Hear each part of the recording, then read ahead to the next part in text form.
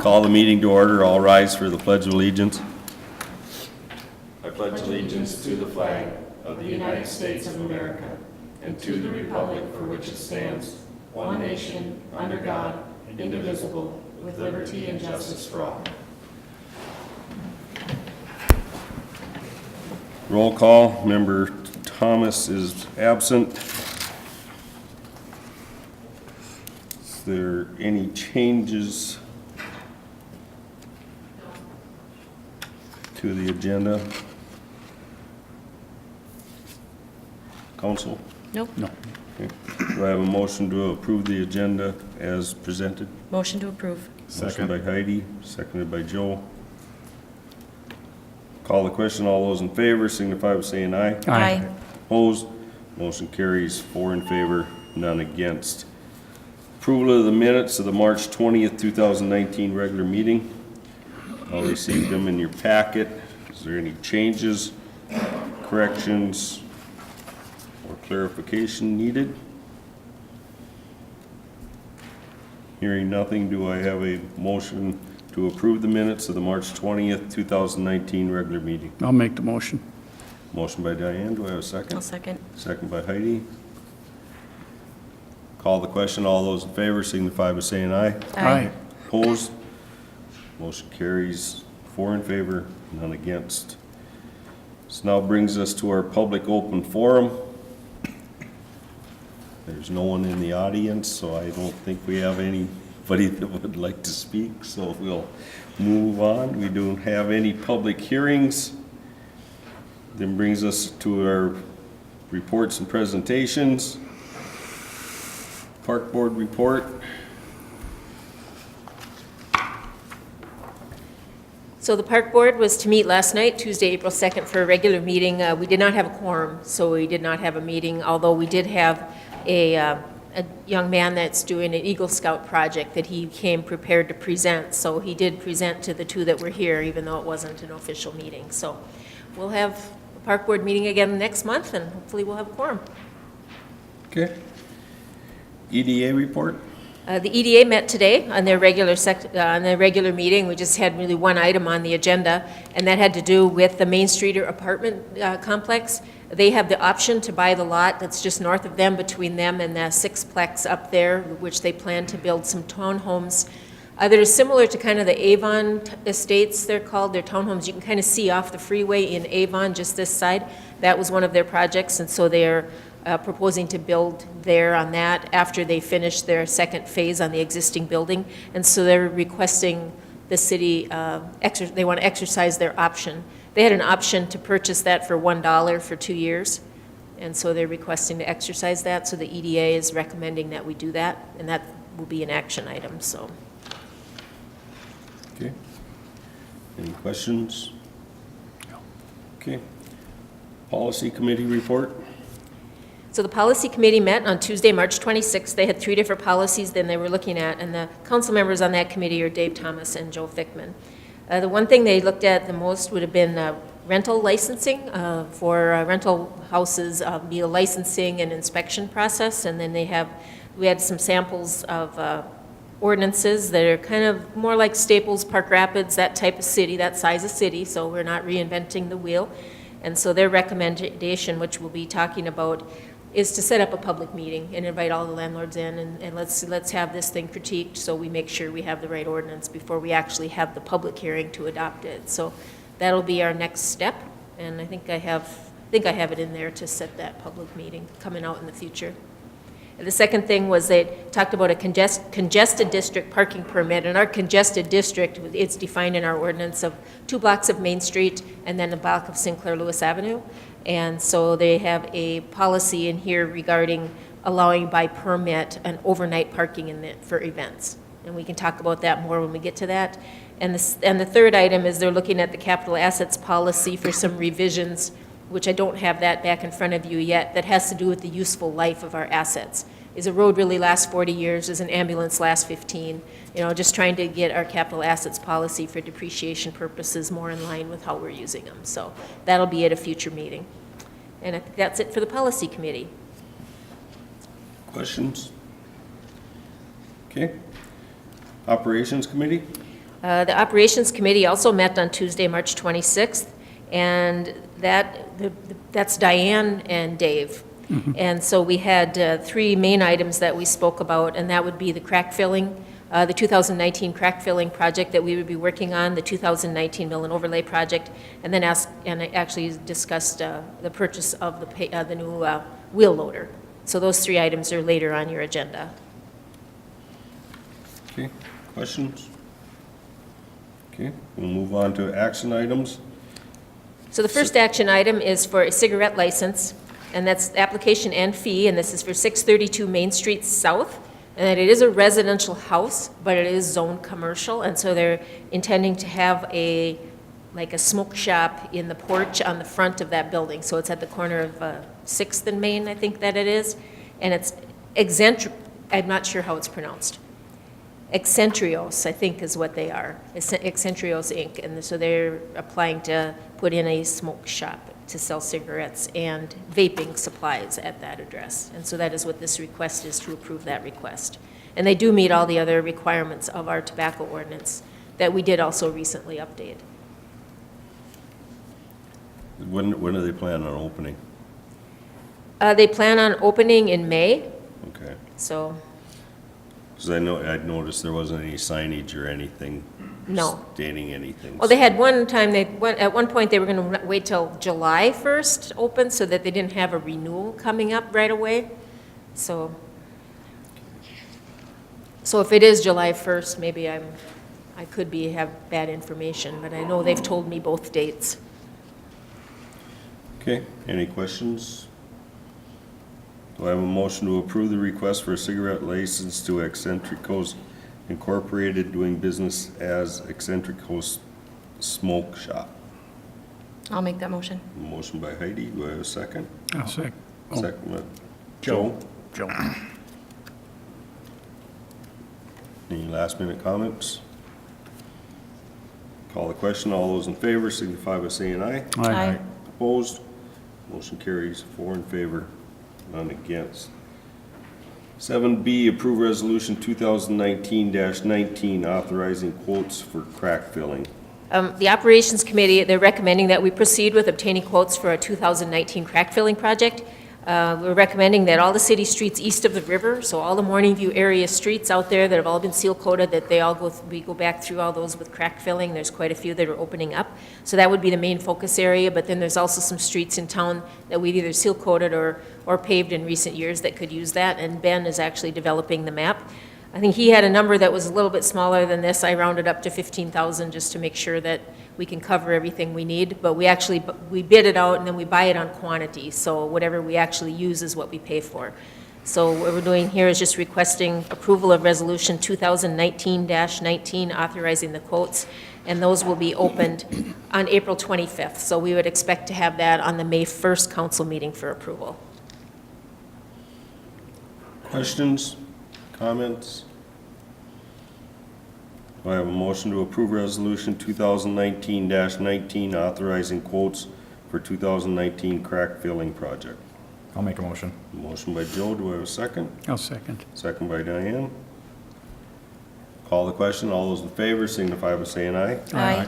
Opposed? Motion carries 4 in favor, none against.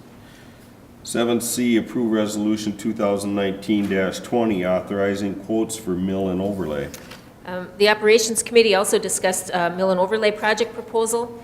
We had 4th Street North from 71, which is by the License Center, east to Heritage Lane, was the 2019 project according to the capital improvement plan. Councilmember Thomas was concerned that if we were to invest the funds to update the roadway, if MnDOT were to change the intersection down by 71. So he was suggesting we could maybe find an alternate road rather than, because 4th Street's about 4 blocks long that needs to be done. And so that end down by J.C. Park, he was concerned about. We had estimated the cost of 4th Street to be about $90,000. And other projects we would include would be the splash pad parking lot, and then Birch Street, which is by Holy Family School. That was on 2 years ago and then got pulled due to budgeting. And so we would like to have that done. The city's budget includes $120,000 for the 2019 projects, plus approximately $70,000 that was set aside in the small cities account from the state that has to be used for street maintenance. So we have those $2 amounts to work with. So I have 4th Street North, or an alternate, if you choose an alternate stretch of roadway, was about $90,000. And then the splash pad and the Birch Street, we would look at those as like alternate 1 and alternate 2, and depending on how the bids come in, we can keep them or not. In addition to this, whenever we do these kind of projects, there's going to be sections of roadway here and there throughout the town where you may have 100 feet or 50 feet that's really bad. Like on Park Road, there's a one section or whatever, and we can buy at the same quantity or at the same price, like an additional 10% if we have it in the budget to do those patches. So when you're thinking about alternate roads, some of those roads may already be in our mind to do that way as a patch versus a whole roadway. So I guess what we'd like to do tonight is we're looking for approval to authorize the quotes, but we have to have a discussion on whether 4th Street, you want that to be the roadway. Ben met with Glenn over at the PUC, so it's more than just the condition of the surface of the road. It has to do with what's under the road, utility-wise. So over the last years, we've been kind of doing these mill and overlays as maintenance on roads that don't need utility work. And 4th Street used to be Trunk Highway 71, so it doesn't have underground utilities except for some crossings, which the public utility said it will not be an issue. I don't know, Ben, maybe you want to come up and talk about some alternate roads. I can't remember what we all talked about that you might want to consider, unless you just think we do 4th Street and if MnDOT comes out or we stop a little bit short of 71 or how we do that, because there's still other places on 4th Street. We still need access to J.C. Park and the DMV and that, so. What's the council's wishes? You want to look at alternates? Well, you said Public Utilities does recommend, or they're okay waiting on 4th Street North? No, they're good with going ahead and doing it. They have no utility work that they need to Okay. do under it. Okay. We also looked at 8th Street by the viaduct, but we know we have to go up that street a ways with utilities. Any streets that connect, that have utilities in them, we know we're going to have to go back in and tie in utilities. So 4th Street doesn't have utilities down there, but Dave's concern was if they modify the intersection, that we might lose some of our new roadway on the end of 4th Street. He's got a good point. The only thing is if it is milled and overlaid, it's going to be 5 years before MnDOT comes in and True. does anything. Yeah. And I think if they do redo that intersection in any way, shape, or form, the most it's going to affect is maybe a half a block down that road at the most. So I don't know if, I think we get our 5 years money's worth out of that half a block plus, so I'm not so certain we need to Yeah. look at an alternate. I agree. I'd just be curious to know what maybe alternate routes were considered. I mean, what other roads are alternates there? And a couple of things that we looked at 10th Street by the ice arena, and Ben, you want to explain the situation that's going on there, but that's more than just the surface, that's underground water coming up. And what other roads did we look at? Yeah, well, we talked about 8th Street, and we talked about 6th and 7th Street from 71 to Pine, but we run into that same issue of if we can get by with filling some potholes or maybe doing some bigger patches between now and the time that 71 comes through, that would probably be the best thing, just because we're going to have to open up both sides of 71 at that time, and I'd hate to put a lot of money into asphalt that's only going to be there for 4 or 5 years. But 10th Street up by the arena, it's got some water issues with it, and there's a lot of kind of waviness to the road and stuff, so that's one road that we also looked at maybe putting some drain tile in for now, and then looking at redoing the roadway at some other point. It's going to need probably some subgrade work. It's not just maybe a simple mill and overlay type of deal. We'd have to do some soil borings just to test and see what's under there. And 8th Street was the other one that we looked at going back about 2 blocks from 71. So those are the ones that we kind of looked at, but I think for what makes the most sense this year is, 4th Street to get that done. And like you said, I don't even know if you'd lose a half a block when MnDOT comes through because of where the DMV is at. I think really all that asphalt's probably going to have to stay there regardless. They maybe just would close that access off possibly. Yeah. We're not sure, but I don't think we'd really lose any asphalt if we did overlay the whole road. Do we have 10th Street and 8th Street on the capital improvement plan for anywhere in the next 5 years then? If we're talking about them now, I Right. imagine they're somewhere in there. I'd have to look for sure. I Okay. don't know where they're at on the list. Yep. I know 8th Street, more than likely, if that, anything was done with that, it should be curb and guttered anyway. And widened. And Oh, widened, yeah, all the way down to if I Ash. can. Yeah. I think, you know, we're probably just gonna have to do a bigger patch for a section of that, just because there's a spot that's getting broken up pretty bad that we can't just fill with pothole material, but it's not the end of the world to just do a larger patch while they're in town doing a pavement project for us, so we can do all the removal and prep everything, and then they can come lay the asphalt. I think that's a good option I think so, for some of those issues. Okay. Okay. Council, Thanks, Ben. Okay.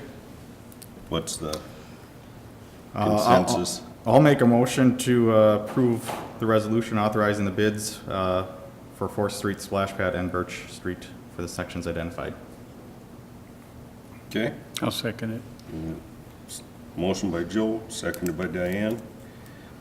Any other questions or comments? Call the question, all those in favor signify by saying aye. Aye. Opposed? Motion carries 4 in favor, none against. And on a situation like this one and the Crackville one, because we have a bid opening on the 25th of April, what we'll do is, even though the paper now won't be till next Thursday because the cutoff for tomorrow's paper was earlier, we actually mail complimentary requests out to everybody we know of that does it. That way the ad is kind of a legal thing, but yet they've already got more advance notice, so they'll have 3 whole weeks to put together a bid. One of the things that I was going to ask, and I just thought of it, is MnDOT's planning on doing Main Street yet this spring, I think? Is there any way that we can tie in our project with them? Their project was already bid out, and they're already under contract Okay, last year. so So- there's no way we'd be able to legally, I think they might even have it done by time we open bids. You know, we can put a call into them, but that may take longer to get in on theirs than to do our own. do our own, okay, I'll check with them tomorrow, okay. just to be sure. And that company might bid on this anyway and. Pardon me? That company might bid on this anyway and just. Oh, they will, Yeah, they will. okay. Approve resolution 2019-21 authorizing bids for loader purchase. The Operations Committee also talked about the payloader, and you know that we have that, we had put that money in the sinking fund, and that's kind of sitting there. And so we talked about having demos come in so we can really finalize the specifications. And I put a date out there of May 30th, but Ben is telling me let's even bump it out another month yet, because we'll probably be demoing them in May, and then they can bid in June, and we get the best price, and then we can see whether we're really going to accept that bid in the end. But we want to be able to have the opportunity to demo them enough so that we know we get the one that we need to have. So we're requesting approval of resolution 2019-21 with moving the bid date out to June 30th. Well, maybe that's not a weekend, maybe that's not what day is that? I think the 30th is a Saturday. So do It's a Sunday. That's Sunday. so do the Thursday before, 27th. okay, May 27th, June 27th? or June 27th, yeah. June 27th, okay. Any questions? Do I have a motion to approve resolution 2019-21 authorizing bids for the loader purchase? So moved. Motion by Heidi, do I have a second? Second. Second by Joe. Call the question, all those in favor signify by saying aye. Aye. Opposed? Motion carries 4 in favor, none against. 7E, approve ordinance 788 amending congested district parking. Okay, and I'd mentioned in the reporting that the policy committee discussed the issue of overnight parking in the congested district, which is those 2 blocks of Main and 1 of Sinclair, Lewis Avenue. We did receive a request from Kelly Freeze from the Palmer House requesting that we consider offering an overnight permit to be used on weekends when they sponsor their ghost hunter type events. And the committee is suggesting the city amend the parking by adding a section allowing parking by special permit, and adding this provision to 7106 of the code called hotel overnight special event parking. The city council may allow parking in the congested district by permit, provided the following are met. An application has been received by the owner in advance of the venue that's requesting the permit. They're issued from 2 a.m. Friday to 7 a.m. Sunday, so we're just doing those 3 overnights. They won't be valid during a declared snow emergency. No more than 10 parking stalls will be permitted at any given time. They need to notify the police department in advance of the event, and that the permit is prominently displayed on the vehicle. And so how this would work, and generally her ghost events are, I think, in the fall. And so she would come in and say, these are my events right here for these certain weekends, and then she gets these parking passes, so to speak, and then the police will know when they're out on patrol that she has permission to be parked there. Some other things that she talked about is it wouldn't be when it snows. If we have plans for street, we don't usually do street sweeping and stuff on the weekends, so it's probably, we would be able to work around with it. And that I also would talk to her, and she said, and if it isn't working, then I would totally understand that you revoke this provision. So I think that she would be very happy to give it a try. I did speak with the police department, and as long as they're displayed and people realize what it's for, as long as they know that it's not just somebody parking there overnight, that they have a permit, that they could work with that. In the past, there was kind of a gentleman's agreement type thing, but it got to be where other people wanted to start parking overnight, and it wasn't for an event, it was just they wanted to because they lived in an apartment upstairs or something. So then we just ended it for everybody. And then she's got permission from the bank to park overnight parking at the bank, and they were okay with that. But now that the church owns it, they need the parking on weekends. That's when they need the parking for church services on Saturdays and on Sundays. And so it didn't work for them to have her parking over there. So then she came back to us again and asked to actually officially put a policy in place to allow it. So the policy committee reviewed it, the police department has reviewed it, and so we're recommending to approve it, ordinance 788, amending our code. Questions, comments? Makes sense. It makes sense, but yet I think we're opening a can of worms. I don't think with the permits, though. I mean, if you have a displayed permit, then the police have, you know, valid ability to ticket anybody else without it. Yeah, it's just, but of course, I also not to knock our police department. We don't ticket anybody that parks overnight anyway, whether it's signed or not. So whether or not they got a permit on their car, it doesn't. It's just, you're gonna have one car sitting on Sinclair Lewis Avenue in front that's got a ticket, and the next one in front of it doesn't have a permit on it. We're gonna tow that one. Well, You know, it's just, and then the excuse, well, I didn't get my permit, or I didn't get, you know, to me, we're gonna end up having a mess. I don't know. Maybe not, and maybe it's worth a try, but. Well, there is an option to say this sunsets Sunset. or is reviewed or something to that effect. I mean, we gave it a go with the 2 a.m., and that seemed to work out. I mean, just thinking about things that we haven't done before and giving it a solid try. But that wasn't specific just to one business in town. Right. I understand. So that's where I'm coming from. And our situation is Are we we only have changing the one rules for overnight one business business? downtown. We only have one business downtown that's overnight, Yeah. you know. The bars can all park there till 2 a.m. when they close. And her parking lot capacity isn't big No. enough for when she packs the house. Yeah. They have 18 rooms and 8 parking stalls. Yeah. That's where the 10 came from, so. I kind of agree with the mayor there. I think it kind of shows favoritism toward one business. I don't know. It might open a can of worms.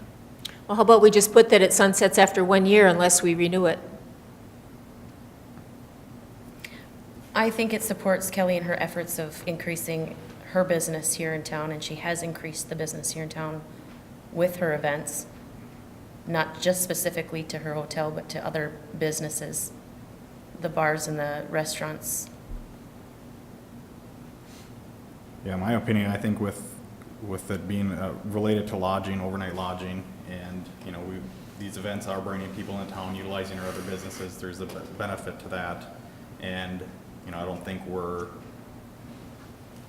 giving them carte blanche just to run wild on the streets either. It's 10 parking spots, and, you know, they're notified of the events, and hopefully the rest of the patrons of our local establishments are aware of, you know, the no overnight parking, so I think that's kind of what we discussed and felt comfortable with as a policy committee. Okay. Are we, Well, we know that she has like 3 or 4 of these events a year. We're hoping she's wildly successful and does it all the time, but right now it's about that many events a year, so. are we gonna have them park on certain spots then on the street? I know it's a little hard to control, but, you know, if they're parking halfway down the block across the street from where they're staying with this special permit, if they're that far away, within a block of both directions, you got a public parking lot. So if they're willing to walk a block already because of where they just happen to get a parking spot, you know, that's one of the things is unless we designate this is gonna be where they park, nothing says they can't park on Main Street in front of the theater. And that's a half a block away, and you go another part of a block away and you're in a city parking lot. And that extra few feet, is that, I'm just trying to play devil's advocate here because I can see this happening. All of a sudden you got a car that's parked in the middle of the block, or a block away with this special permit. Well, if you're gonna park that far away, you could have parked in the city parking lot and Yeah. not had to worry about a permit. I think it just allows Kelly to offer it for convenience to her guests. And where they decide to park, I guess, is how far they're willing to walk. But the ability to allow them to park on the street overnight is what she is most wanting in this situation. Not purposely sending them a block away because the city tells them we have to, and that's what she's doing right now. Right. I have one other question. The parking permits, does that generate any income for the city itself? Are we charging for these permits, or no? We could set on the fee schedule, we could say it's so much per event or whatever. Right now, when they get a ticket overnight, she comes in and pays all her patrons parking overnight tickets. Wow. So And how much is that ticket? they're $25 each. Okay. Ooh. Ouch. How many parking spots are there in front of the Palmer House? There's 6 on the Main Street side. Okay, and then on the north side of St. And then on, Louis? you know, you have a like- couple and then you're in front of Tony's. So Okay, in a perfect world, she'd be right there against her building, but we can't say that someone might be parked there when her guests arrive. Right, You know. because she does have the restaurant Yeah. and the bar, so they can be in there, so. I can see both sides of it, I'm just playing that card that could get us into problems, but I can see her point of it too, so. What's the council's wishes? Do I have a motion to approve ordinance 788, amending city code related to parking in congested district? I will make the motion with the contingency that we have a sunset date a year from now. Sunset or review. Review. Review in 1 year, okay? I'll second that. And we have a second by Joel. Any other discussion? Call the question. All those in favor signify by saying aye. Aye. Opposed? I'm opposed. You're opposed? Okay. Motion carries 3 in favor, 1 against.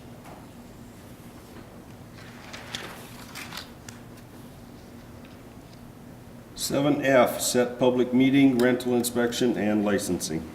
So this is what I was speaking about at the policy committee report, is that we would like to hold a public informational meeting to gather the comments and concerns prior to adoption of an ordinance in its final form regarding the rental registration and inspection ordinance.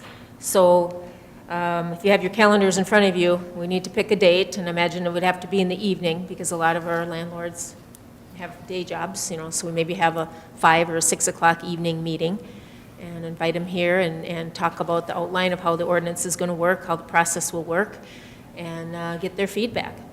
I've talked to some other cities. Now, we tried it in 1994 here, there's a big file on it, and then it did not eventually pass. I talked to some other cities that were in the same boat, and the most recent one was Staples, that it's adopting theirs now, that said this most recent time, the landlords, a lot of them were actually in favor of it, because then the landlords that kept a good house, so to speak, as far as keeping track of their renters, they wanted it to help level the playing field. So I guess you can kind of look at it two different ways. So we thought we would want to get feedback from all the landlords. You know, it could be a great meeting, or it could be a contentious meeting. So I'm just asking you to look at your calendars and let's pick a date and time. And it can be May, June, you know, whatever works for you. We need to have time to get the notifications out.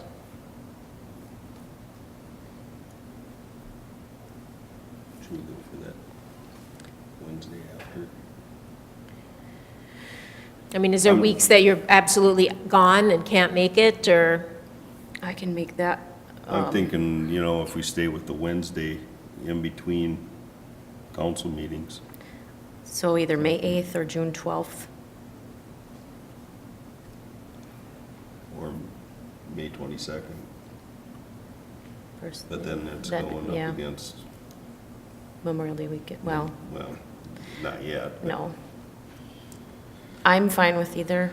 Doesn't make any difference to me. I'm retired. I can make any meeting. I'll say that May 8th or June 12th works. I know May 22nd does not work for my schedule. Okay. Your call. Well, sooner the better. Yeah. We've been doing a lot of work on this. I think, make it at 6 o'clock on May 8th. Okay. Sounds good. So what we'll do is we'll probably have a PowerPoint presentation and kind of talk about just the generic types of things, that what the inspection would be. I can have full copies of the proposed ordinance if they want to see it, if they want to read through it, and we'll just get their feedback, and we'll take it from there. So May 8th at 6 PM. Got it. And then all the council will see the guidelines before we get into that. Oh, yeah, story. you'll have them. Yeah, I knew that. You get to come to the meeting and be surprised. And that's 6 PM, right? Yes, 6 Okay, o'clock. got it. Yes. 7G, approve resolution 2019-22 authorizing execution of closing documents. So this is the purchase agreement that we entered in to purchase that 66-foot strip of land over on by East River Heights that accesses back to two properties where we had that detachment. The closing is set for April 26th under the same terms and conditions as was proposed in the purchase agreement. So we're just looking for approving resolution 2019-22 authorizing the execution of the closing documents. And the closing documents also include the easement for ingress egress across this lot to the two properties. And then, so that's in there. So we're looking to approve this resolution authorizing the closing. Questions, discussion? No. Do I have a motion to approve resolution 2019-22 authorizing execution of closing documents? I'll make the motion. Motion by Diane, do we have a second? I'll second. Second by Joe. Call the question, all those in favor signify by saying aye. Aye. Opposed? Motion carries 4 in favor, none against. 7H, approve execution of option for Main Street or apartments. So this was what I spoke about on the reports. The EDA heard the request to execute the option to purchase Lot 2 of W.H. Cates Estates First Edition. They're the developers of the Main Street or apartments. They have their project in 3 phases. Phase 1 is the main apartment that they built. Phase 2 is an addition of 18 units onto that, which will occur either in the fall of 19 or the spring of 20. They're developing a waiting list for that right now. And then Phase 3 is townhomes on this Lot 2. And so they are requesting to exercise the option to purchase that for the $1 as we had in our abatement contract. The EDA had a further recommendation that if after 5 years they haven't developed it, that there's a reversion clause back to the city. So they can't just sit on it for investment forever. And of course, that then will inherently have in it an extension depending on the economy and those kinds of things. So right now, we're just asking to to authorize the option for $1 for the transfer of that property to the Main Street or apartment developers with a 5-year revision clause. Questions? Comments? Do we have a motion? I will make a motion to approve. Motion by Joe, do I have a second? I'll second. Second by Heidi. Call the question. All those in favor signify by saying aye. Aye. Opposed? Motion carries 4 in favor, none against. Unfinished business, local option sales tax. This kind of goes along with your question about Trunk Highway 71. We're still on the table at the state capitol. We did go down on March 27th and testify in front of the Senate. It happened really quick at a last minute, so Heidi, I apologize. I didn't get together with you to have you go along, but I was there at 8 in the morning that day. The House Tax Committee, they included us in their bill that they presented to the House. They had taken the city down to 5 years and $2 million, and so we arm wrestled that back up again, and so now we're back at our original amount. But they did introduce another bill that requires us to submit a resolution detailing out everything that's going to be included. So we'll have to get together. If this bill finally passes, before we can adopt our ordinance, we have to submit to them a resolution, everything that's Trunk Highway 71 related. So if we're going up 8th Street, 300 feet to hook into sewer, and then we're going up here 200 feet, we have to send them closer in our, well, if they involve Keith, to get kind of a design so we have the wordage in the resolution exactly what we're going to do with that money, because that's all they're going to let us do with that money. So that'll take us a little more. This is new. It's a new law that they're adopting only for these projects, and then going forward, they're going to have another law that you kind of need approval from them before you go to the electorate. So things are kind of changing on how they do this. And then on the MnDOT side, they've been in contact with me to begin the discussion on the 2024 project. At this time, we're going to start with a staff meeting, so the MnDOT project manager and the city, we can fully understand the scope. We can go block to block to block and talk about it. And then once they have that, then they'll bring in additional stakeholders, maybe bring some downtown people in, bring in some more people that have involvement, just so that we have a real good, they have a real good understanding of the project and we're all on the same page. And we're kind of a little bit of a guinea pig with MnDOT for doing it this way. So that'll be new information for them, and hopefully it'll be a better project that way. And he actually asked me if I'd be his guinea pig, so, and then, yeah, so we'll be working forward on that. So it's still in their CIP to be done. There's a lot of pressure to do the 3-lane highway from Clearwater to Monticello on I-94, and depending on other things that happen in the legislature, funding could get shifted.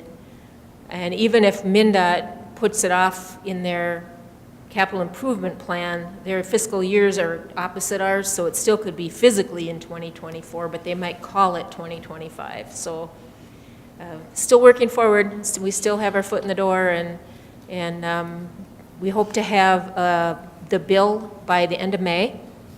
So then sometime in June, we'll be sitting down talking about the exact scope of our project so that we can get our resolution in and our ordinance, and then get that to the state. So because of some of these delays, we might not have implementation till the first of the year, but we can work with that.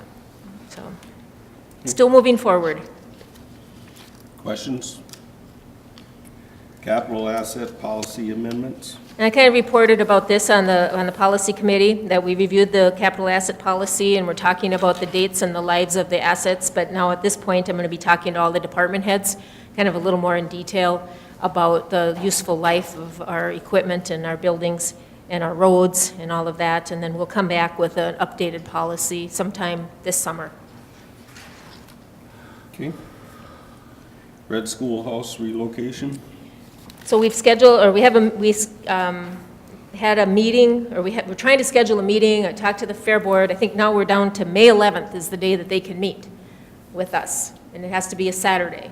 So, and it's Dave and Diane who were on that committee, and I emailed Dave, and I'll talk to Diane tonight, but May 11th. And we were trying to get it early in the day before Diane has her commitment, but they don't want it early in the day, so it very well could be in the afternoon. I don't know yet. Yeah, that'd be okay. We'll get that scheduled, and then that's with the Fair Board, and then we'll at least, either move forward with that or cross it off our list one way or the other. I guess we'll find out. So. Okay. JASB meeting? That's the Joint Airport Zoning Board. We do have the draft airport zoning ordinance, and it has been completed with a few things yet to be done. So we're going to be having a meeting with the Joint Airport Zoning Board, and then after that, we'll have a public hearing on it. And the Joint Airport Zoning Board includes 2 members from the Airport Board, 2 representatives from Stearns County, 2 representatives from Sauk Center Township. And so that's kind of the core board that'll be reviewing the ordinance. And so we will be getting you notice of time and date as soon as we know. And you'll be invited to come to the meeting, of course, and then the public hearing as well. Questions? Okay. New business, EAB. At the time I did the packet, and a lot has happened since then, but the emerald ash borer was found in Sauk Center. If you saw it on the news yesterday, they did do the press release. And so we are now conducting an inspection to find out the infected area.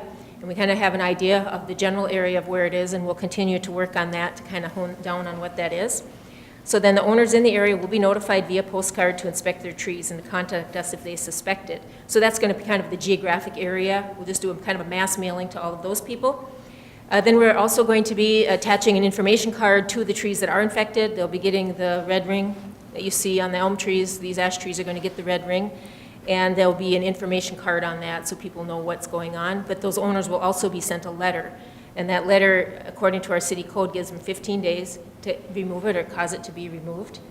There's an option for treatment of any ash trees, like a 12 to 20 inch in diameter ash tree, if it's not too far gone.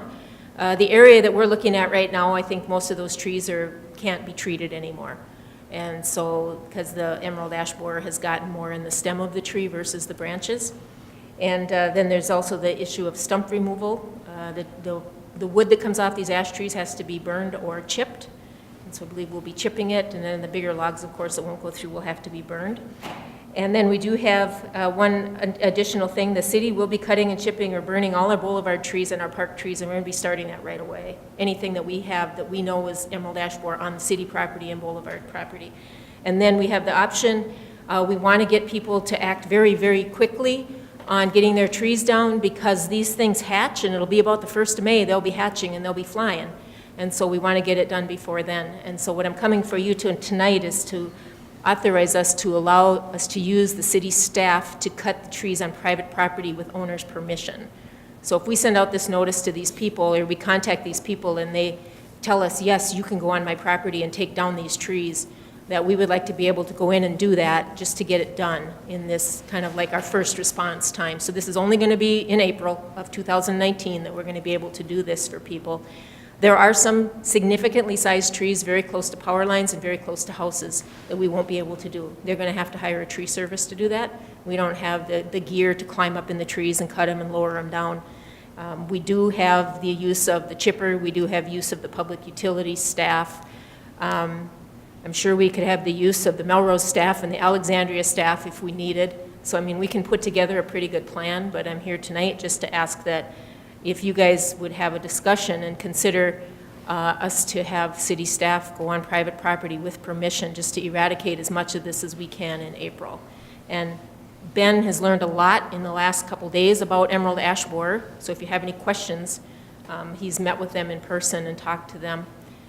The main area that we're talking about, where we've seen it, is, I would say, well, be a bigger area south of 8th Street between Getty and State, go in that whole area. But I think there's a little bit north of 8th Street, so we might mail everything south of 7th Street. Ash Street and the Wobegon Trail area is kind of our big area where we've really seen it. And now that I've learned more about it, I can drive down the road and I can spot it. So if you look at your literature and you start driving around, you'll be able to spot it. And we ask everybody to become diligent and try to help us with this. We gave you all information. If anybody has any questions, there's websites they can check with. I know a lot of people have already asked about what are the treatment options. And there's certain times when the trees are good to be treated and other times where you're better off just to cut them down and replant them. So we'll keep you informed with more information. The paper's going to have more information. We're going to have it on our Facebook, on our website, and we're also going to be mailing notifications. So it's kind of what our plan is. And but I guess we would like to be able to offer to the residents, here's your 15-day notice, but if you call us right away, within that time period, we'll try to get to your property and get it done. And we may find it's just way too much that we can't handle it all, but at least it's going to be a way for us to get started on it. I've already talked to a few people down in that area that have already told me, please come get them, take them out of here. So I think we'll have participation, probably more than we can handle, but at least it's a start. And then we'll be mapping them all. And there's actually websites where you can GPS all the trees that you're mapping to try to keep track of it. And then after May 1st, when this initial, okay, we've done what we can do there, then we'll try to implement kind of a treatment plan. And then over the summer, we'll be doing a lot more inventorying and planning future. So I know that's kind of sad news. It kind of was in Clearwater, and it kind of took a jump, and the Department of Ag believes it came in on firewood. Somebody brought it in on firewood. And we'll never know who, because it's been here for a while in order to spread as much as it has. So I don't know, what are your thoughts on allowing the crew, and if you want to ask Ben some questions about the emerald ash borer itself, or about how we would use the crew, you know? The only concern I have is, and I don't have a problem with our people going on someone else's property and taking care of the problem, is there, we're gonna be not held liable for any damage, because if we gotta drive a truck partway onto their yard and it sinks in 6 inches, I don't wanna have to be re-sodding everybody's lawn to And get that tree out, or, when you drop a tree on the ground, it doesn't exactly land like a feather. True. But It gouges and makes holes. I don't want us to be the city to have to go in and Right. fix everything back to the way it was because we did it. That's the only thing I want to. And when we've done work on private property before, we have a waiver where the people actually sign that says we understand that these things can happen and that they would take responsibility for those repairs. Well, naturally, if we drop it on a roof, we're not going to, that's a different issue. But Right. any trees that we don't have, these are smaller ones that we're talking about, so the great big ones, then we wouldn't be able to take down anyway. So, and the one thing about cutting these trees down is they're really very brittle. When they hit the ground, they kind of explode, as I'm told. And so it's, we don't want just anybody out there unless they're quite experienced cutting down their trees to do that. We've already had another tree cutting service come in today that said they're experienced with emerald ash borer removal. And so we'll have their name available and with our other licensed tree cutters for people that want to have their own taken down.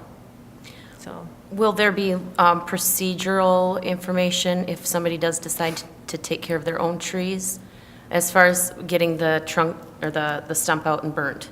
Well, the stump doesn't have to be burnt. Okay. The stump can come out a normal process. But the tree itself, they can't just cut it up and put it in the backyard for firewood in the fire pit. It has to go down and be burnt or chipped. Okay. Down at the site. So that information will be spelled out in, Right, yes. Okay. It will be.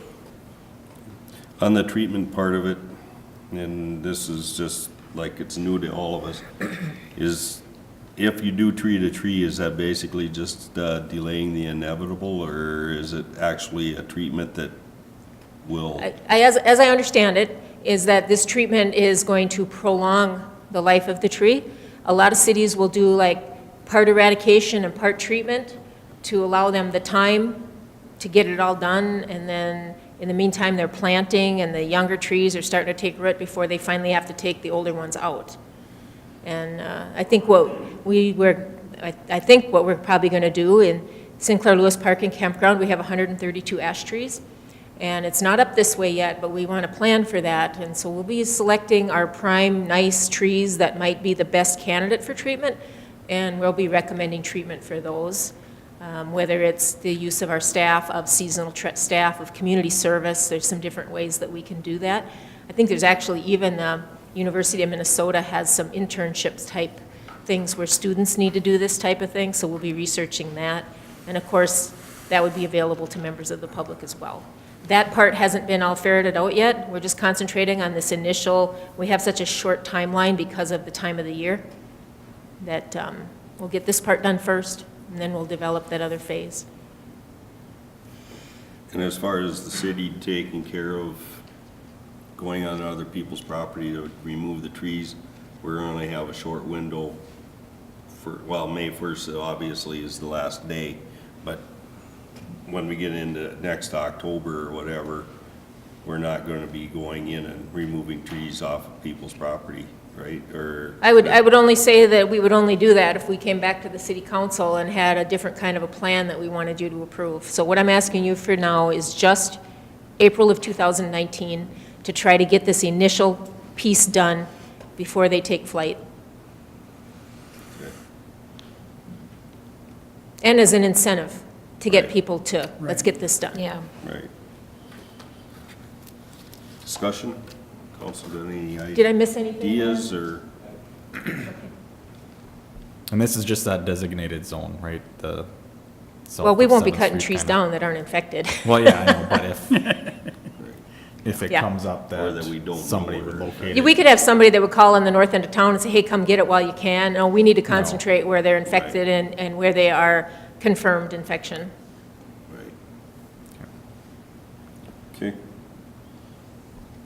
What's the council's wishes? I'm okay with them. I'm good with it. Okay, general consensus that we Okay. don't, Yeah. that the city crews can do what they have to do. And we will keep you informed on exactly what, I'll send you copies of the notices that the people are getting, the copies of what's getting put on the trees, so that if people ask you questions, that you're not caught off guard, not knowing what's happening. Okay. 9B, OSHA inspection? So on March 22nd, Friday afternoon, I received what's called a programmed inspection of OSHA, which is a surprise, we're here, inspection. And so programs indicated they were selected by OSHA, but we don't know they're coming. So what they do is they look at your NICS code or the type of business you are. They have had some history in Minnesota of some more safety or work comp type things happening in cities, so they decided this would be a good year to go look at cities and see how they're doing. What they did is they looked at our safety training manuals, our safety program, our posting requirements, and also the inspection of the Public Works facility. They declined to do the police, the fire, and the ambulance because they're newer facilities, but they did go to the Public Works. We had some minor infractions. There was a non-functioning outlet, and then the hoist that we have in the garage. We didn't have any inspection stickers or an inspection on that. So we have not yet received the final report, although we have scheduled the inspections and fixed the outlets and such, but I haven't had a report back from them yet. Typically, they come back with a fine regardless of what happens, so, but because we timely responded, then you get a discount for this and discount for that. So I would expect some kind of a fine, but I don't see it to be very major, otherwise we would have heard back by now. So just kind of an update for you on that. Questions? Okay. And then one other thing, it's ahead. kind of an unfinished business, though. Since Keith is here, we're ramping up for the project, and there's some meetings that are being scheduled, pre-construction meetings and everything. So we'll be meeting here, is it April 10th?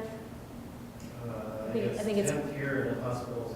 Yeah, so we're meeting with the hospital because they're a big piece of it on the 9th, and then on the 10th, there'll be a pre-construction meeting here, which you're invited to come to if you so choose. Usually on the pre-construction meeting, you'll have the engineer here, we'll have city staff here, the public utility will be here, someone will be here from Center Point, someone from Charter, and someone from Arvig, and the general contractors and everybody will sit around the table and we'll talk about everything to do with the project for about 2 hours. So What time? I believe it's at 9 or 10, 9 to 11, I think it is. I'll let you know for sure. Okay. Okay. We'll then move on to our consent agenda. We have schedule of claims, unpaid claims of $43,526.47. Paid claims of $14,120 for a total of $57,646.47. We have resolution number 2019-23, accepting contributions from the men's card playing group of $202.47 be allocated to the senior center. I want to thank the men's card playing group for their donation. We have resolution number 2019-24, approving an off-site gambling permit for the Community Connections of Sauk Center. Permit would allow a raffle to be held on June 21st, 2019 at the Stearns County Fairgrounds. Do we have any questions or comments on the consent calendar? If not, do I have a motion to approve the consent calendar as presented? Motion to approve. Motion by Heidi, I'll second. second by Diane. Call the question, all those in favor signify by saying aye. Aye. Opposed? Motion carries 4 in favor, none against. Informational items? Just a couple informational items to remind you to be here on Monday, the 15th at 1 PM for the Board of Review and Equalization. We did get a League of Minnesota City ADA survey, and the League of Minnesota Cities was out, and they met with Ben and I. And the focus of this really has to do with ADA. And I kind of briefly touched on it before when they actually were here, and now we got our complete letter back to the city. And really what they're asking us to do, because they didn't find anything major, was just to make sure that all of our policies, especially related to our playground areas and our public areas, are ADA accessible, and make sure our policies are updated to reflect recent laws. As we plan for parks and playgrounds, we have to keep ADA in mind, make sure all our city parking lots have the right number of ADA stalls, make sure, you know, all those kinds of things. So they're really asking us to like implement this into all our policies that we already have for checklists and everything. So we're doing that, and I provided it for your reading pleasure. And the third thing is the county is working on their comprehensive plan. I did put in your packet the website, shapesterns.com. You can go in there and you can take an online survey to help them get their comp plan, get the best participation that they can. You can also sign up for updates to be on their mailing list to keep getting all of their updates. So comprehensive plan in the county, it's a big deal because we have to really protect what happens in the township just outside our borders. One of the things that's really big right now is these solar farms that have gone in. Townships have permitted them right up against cities, and the city might have planned infrastructure in their growth area, and then there's a solar farm there. And so that was kind of a big thing that really they talked about a lot, is how to deal with that. And the county is growing very, very rapidly. And so our interest is in our growth, of course, and then how do we match that with the county. So feel free to log in, stay involved. Any questions on the informational items? Hearing nothing, that moves, brings us to the end of our agenda. Do I have a motion to adjourn? Motion to adjourn. Motion by Heidi, do I have a second? Second. Second by Joe. Call the question, all those in favor signify by saying aye. Aye. Opposed? Motion carries 4 in favor, none against. Meeting adjourned.